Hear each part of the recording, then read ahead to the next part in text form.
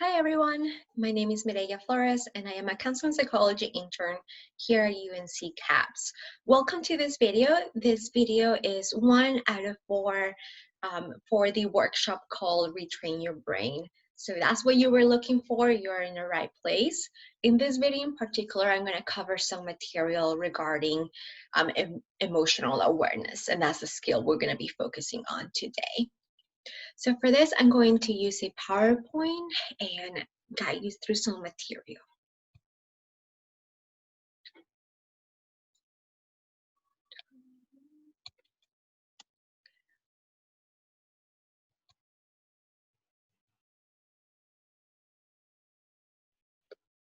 Okay, so as I mentioned, here I'm going to be talking about emotional awareness.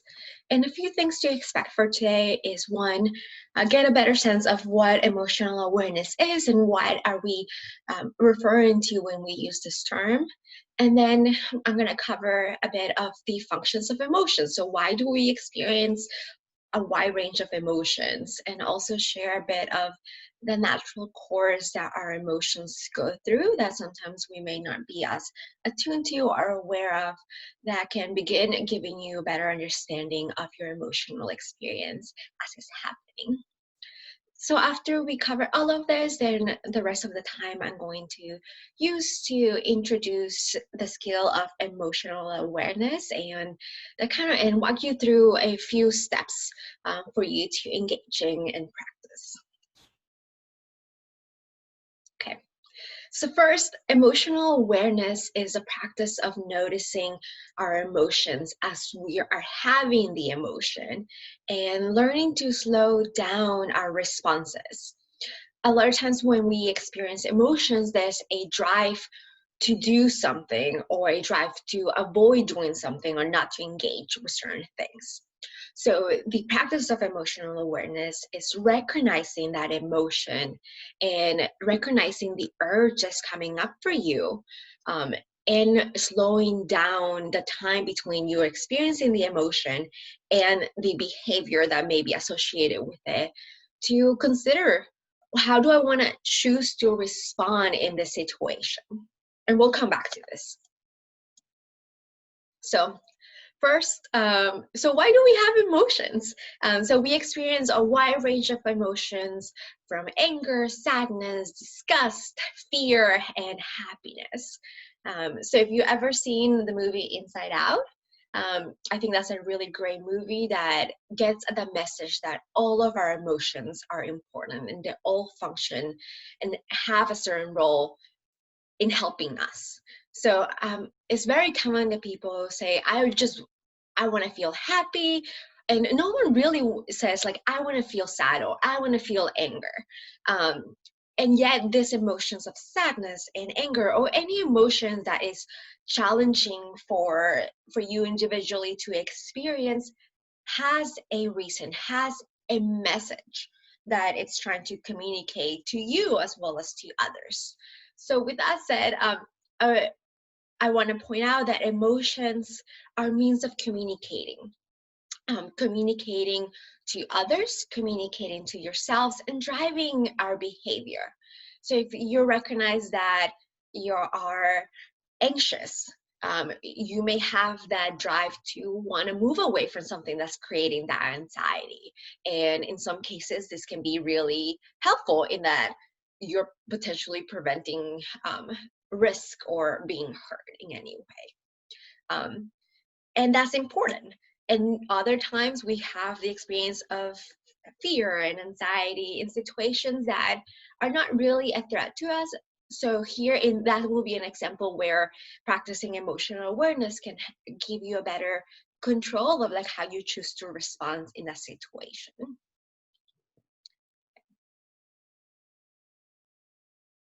So one other point that I want to highlight here is that with emotions serving to communicate to ourselves, there's also the communication to others. And the skill of emotional awareness is going to be more focused on the internal communication that your emotions are having with you. So my guess is that most of you are familiar with the bell curve.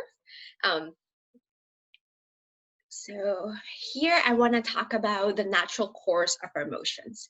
So a lot of times I hear people talking about challenging emotions being distressing when they are in this circle. So that is when your emotion, whether it be happiness, anxiety, sadness, is at its peak. Here's when emotion feels really intense. Sometimes you may have physiological manifestations of the emotion, like heart palpitations or a slowing down of your physical reaction time. So that is when our emotions are at its peak. And I want to put this in perspective across time. So you can see from this graph that we experience our emotions at its highest intensity, usually halfway through the natural course of an emotion. So the natural course of emotion, when I'm saying that, I'm getting at that our emotions don't go from 0 to 90 or 100. There is a buildup on that happiness. There's a buildup on that fear. There's a buildup on that sadness across time before your emotions reach its really peak of like 90 to 100. And same as there is a gradual increase, there is a gradual decrease. So what goes up is going to come down. So the skill of emotional awareness is helping you build that attunement and the awareness of your emotions before they get to like a 80 or 90 or 100 when the emotion feels really overwhelming. So recognizing when you're having baby fear or there's a sense of uneasiness, and recognizing that as the buildup of fear so you can decide how to intervene and how to proceed. True. And sometimes that emotional awareness will mean that you're still riding out the wave of the emotion. You may reach a point where the emotion feels really intense, and sometimes it can be good to know that this peak, this intensity, our body can only sustain those high levels of, for instance, hyper awareness for so long that it eventually is starting to calm down. So that calm down happens whether you do something or not. But a lot of times people get scared, rightly so, when the emotions feel really intense. And sometimes I will come back to this, but sometimes we do things to try to deal with that challenging emotion that actually prolongs the time of suffering.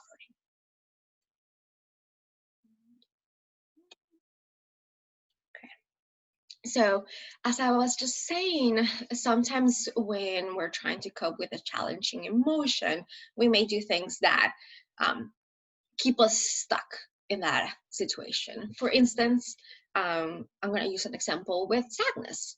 So, say that you found out that you didn't get an internship or that you didn't get a job that you were really hoping for and were really excited for. You may have even felt like that interview went well, and you were kind of hoping that this is going to happen. You just found out that that you didn't get it, and feeling disappointed, feeling sad. These are normal emotions that we may have in the situation. And a thing that sometimes people do when noticing that sadness is to try to push it away. And this can look like, oh, I just got this bad news.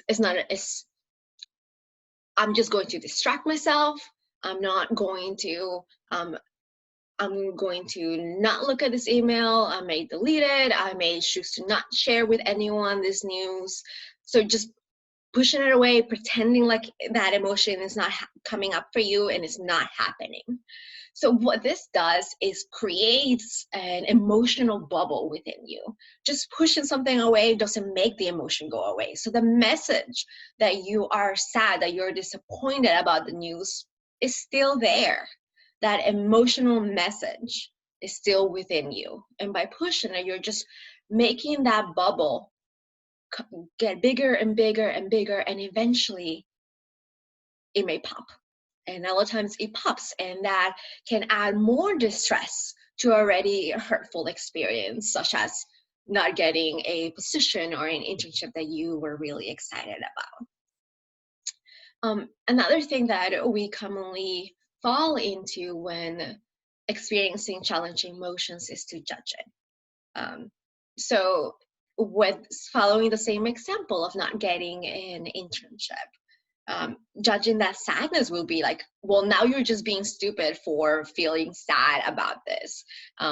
You still have another consideration on the table. It's just basically like saying like, this is stupid, like, or I'm stupid at times for feeling this certain way. And what does that do?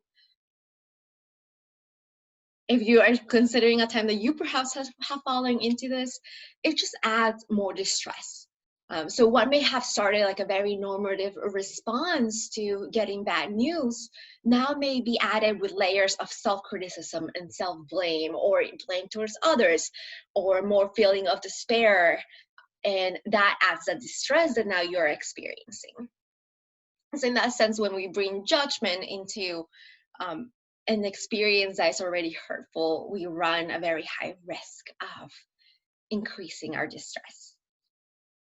And one last thing I want to point out here that sometimes we may do, that's also detrimental to allowing our emotions to just go through the natural course, is to try to talk ourselves out of it. So with the example of the internship, this may look like, it's okay, it's not a big deal.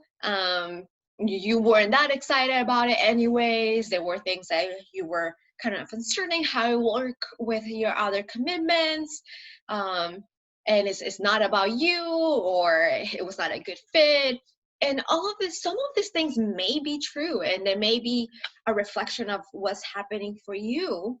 But when we're feeling an intense emotion here, so here I'm talking about when the emotion is probably like around a 75 or higher, our quote unquote more rational part of our brain is not really easily accessible.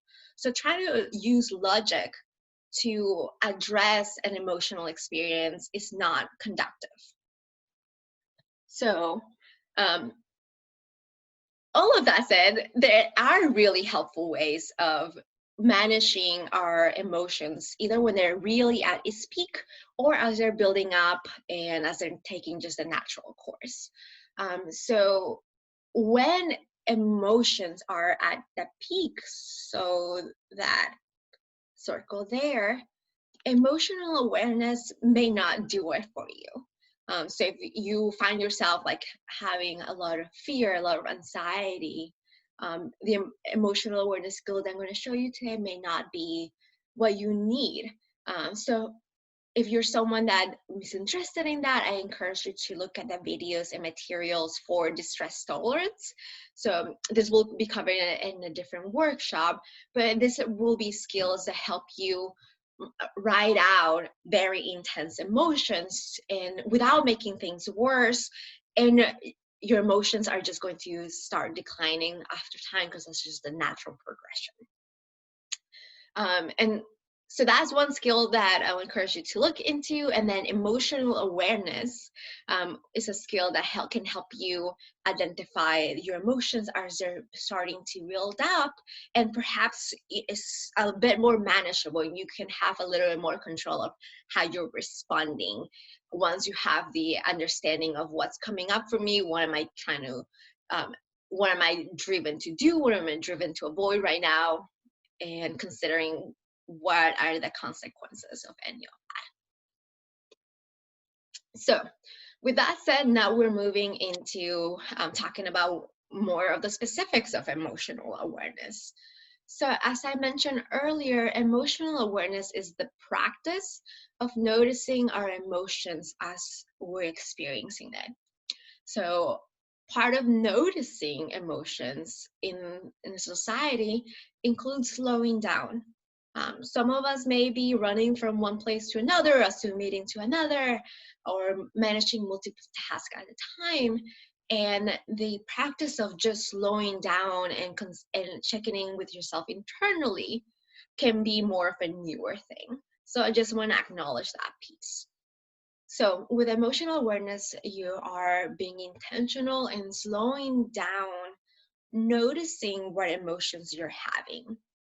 Sometimes you may be able to name it. Sometimes you may be able to describe that feeling. Sometimes you may notice the physical sensation, like I feel a knot in my stomach, or I have a heaviness in my shoulder, or a heaviness in my chest, or my head is pounding. And you may not be able to name the emotion, but you are aware of that physical sensation, and that's also helpful. If you're someone that generally struggles with naming emotions, I'll encourage you to pull up a emotional wheel. You can just do a quick Google search for that. That gives you some words that you can look at and see which ones are resonating with you and capturing your experience. So you're slowing down, you're noticing the emotion, and then you're coming back to, okay, so what is this sadness driving me to do? Is it driving me to just seclude myself, to cancel my plans? Okay, in the short term, the benefit could be that perhaps I can stay in my place and really let myself grieve the loss of this opportunity. Or am I going to just miss out on connecting with friends and having a really positive experience that I was looking forward to as well? And also, what would be the longer consequences long term? If I stay in, perhaps right now I really do need to give myself the time to grieve. And considering this, considering what am I choosing to do right now, and how would it impact me and my well-being more in the long term? So I said that I will show you 3 steps that you can keep in mind and walk yourself through, and there's a resource associated with this video that I'll come back to and speak to that can help you. But the first thing that I'll encourage you to do is create a big stop sign visualization within your imagination. Whether it be a big driving stop sign, it could be your favorite color, it could be red, it could be rainbow, it could be a hand that's telling you to stop, whatever visual image works for you, just to get yourself to pause, to slow down, to disengage with that situation that's in front of you. And by disengage, I mean not avoid, just pausing and becoming more attuned with yourself and your emotional experience and being in that moment. So pause. And then second, drawing from some basic mindfulness skills, I invite you to describe what's happening. So for instance, I'm sitting in front of my computer and I read an email saying that I did not get this position. I feel tearful. I feel a knot in my stomach. And that's describing. That's describing. You're also, and then by naming the physical sensations, then I am observing what's happening for me. I'm observing that my eyes may get teary, that my stomach is feeling funny.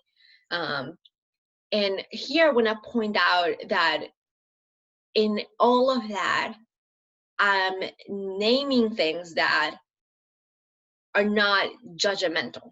I'm not saying I'm very disappointed, but in the description piece, I can feel disappointed, but I'm not judging it in that, oh, I feel disappointed, you're a failure. That is kind of like what judgment feels like. Or I feel really tearful, crying is stupid, why should I be crying for this? That will be judgment. And you're trying to just describe and observe what's happening for you and describe the situation that you may be in.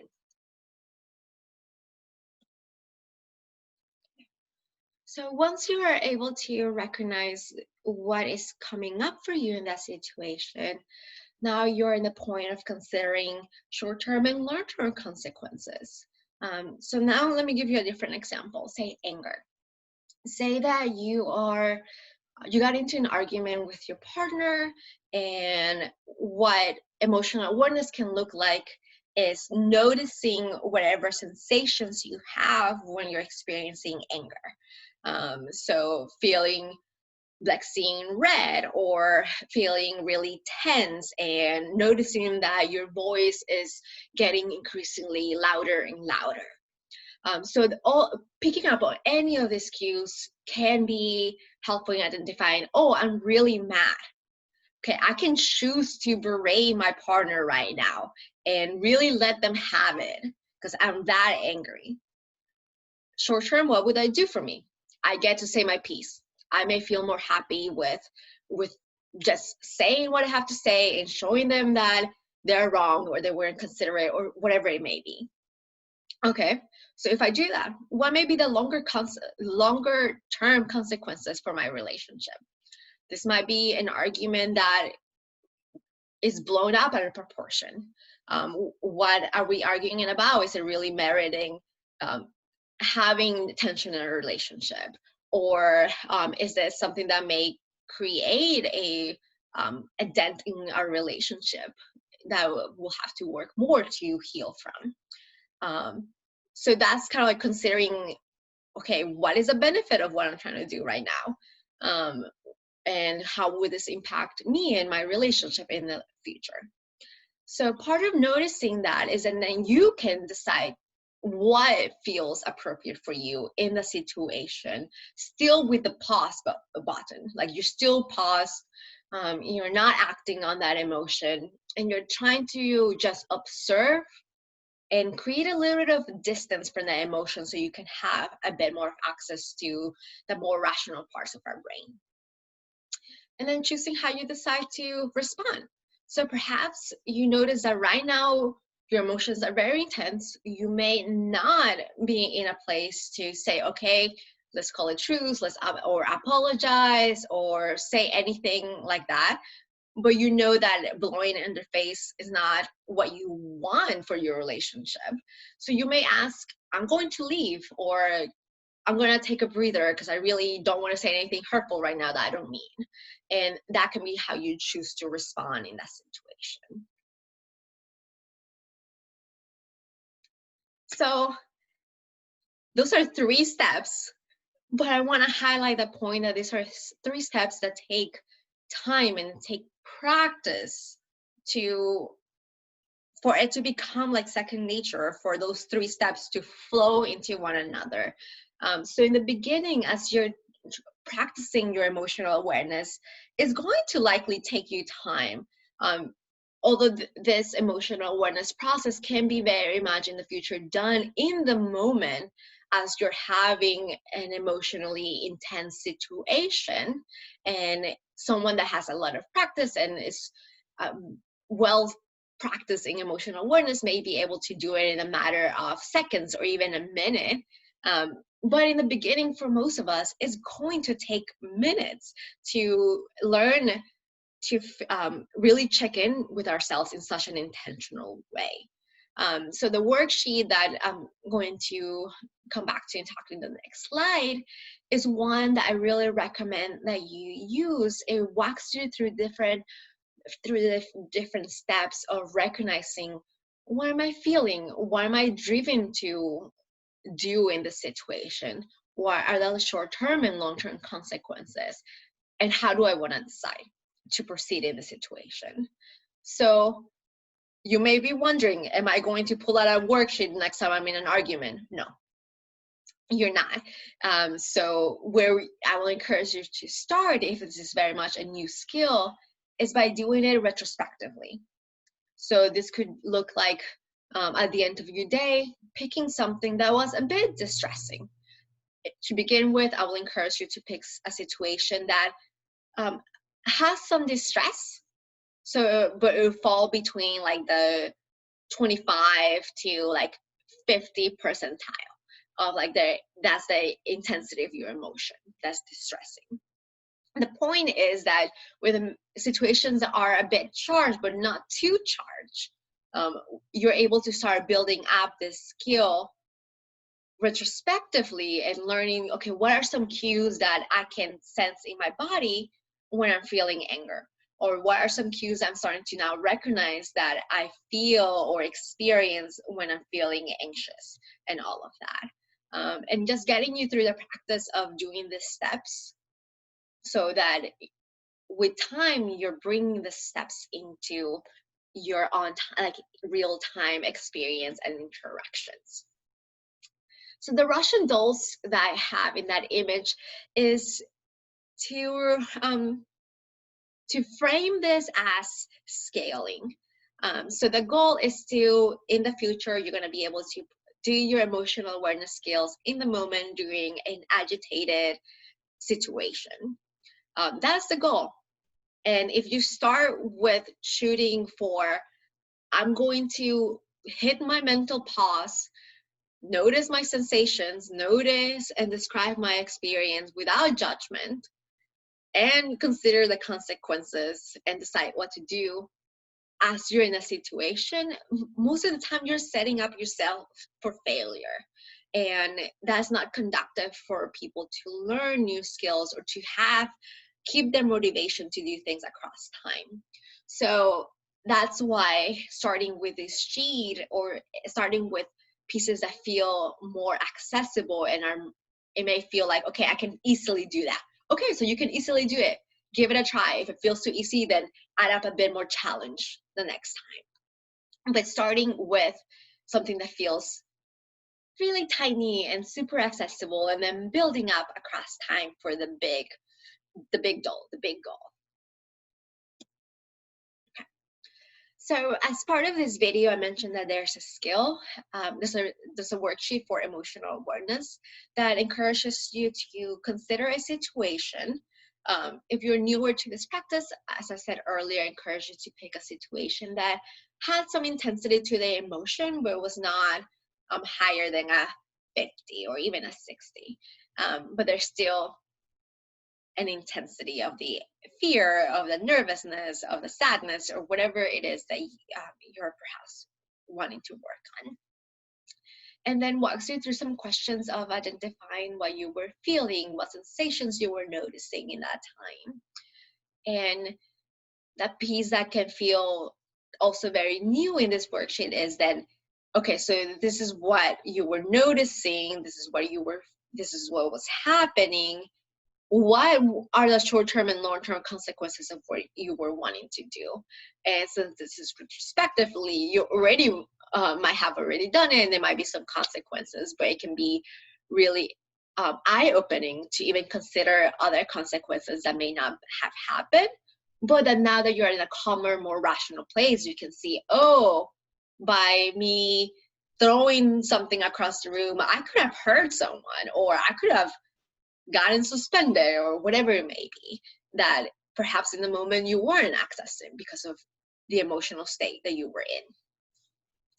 And then considering potential alternatives of how you may want to handle that situation that can be drawn from when you find yourself in a similar situation in the future. So yeah, that's all I have for you for emotional awareness. I encourage you to print out the sheet or somehow make it accessible to you in a journal or in a book that you have around, and really commit yourself to practicing this as if you were practicing and learning how to play an instrument or do a game. In the beginning, it's going to feel forced because you're pushing yourself to do something new. And I encourage you to just notice that and understand that that's part of the process, part of the process to this larger goal of having more emotional awareness and control over your emotions. Okay, all right, that is all.